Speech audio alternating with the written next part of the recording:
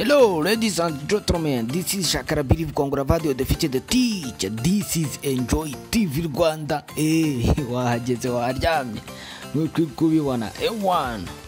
Uri kumwe nanjye Kamajeshi official Ewan. Ikiganiro ni The Vibe News. Ewan, nkuko uyibona naje kubatamo uyu musore witwa TMC from Dream Boys. Ewan, kanze batemo ubundi muri The Vibe na kimuzamburana.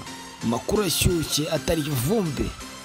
Uyu musore nkuko muzi muri Dream Boys tukaba tuzi ahantu yaraherereye muri iyi minsi yaramaze igihe yarakwamye. Ariko ngo bikaba biri kuvugwa ko yagarutse muri muzika nyarwanda akaba afite n'ingoma nshya kandi ndayikubwira. Afite ingoma nshya ashaka kudutamo muri iyi minsi. Umusore wacu nkuko mubona kumwe na Baba uyu musore TMC yari yarazimye cyo bita kuzima undi muzika nyarwanda nako si muzika nyarwanda gusa ahubwo ni muzika zose muzika yive kagera ubundi gukora hiti ukagenda ukaryama ntabwo gukumbura gusanga barakwibagiwe ko imeze bisaba gukora cyane. Uyu musore rero akaba yaramaze iminsi adaheruka mu muziki ariko bikaba bivuga ko yagarutse afite indirimbo nziza cyane. Indirimbo nziza cyane njye namaze kwisogongera rwose nayibonyeho. Musimbukira umukore challenge. Tipe yamaze gushora challenge rwose. Byende muri byari byo. Kanze mbatemo iyo ngoma uko yitwa. Ese yitwa nguki? Mukanya gato.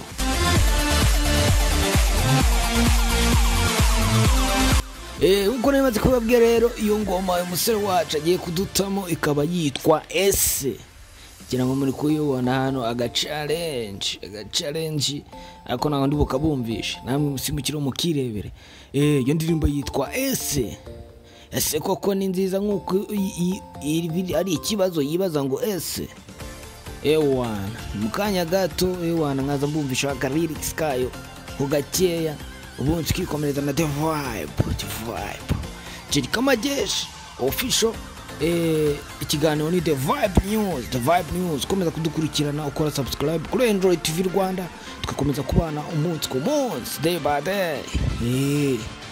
Nagira ucikwa rwose Enjoy TV Rwanda mari ku bwanyu kugira ngo njye mbatamo ibiganiro bifite The Vibe nkuko ikiganiro cyitwa The Vibe News.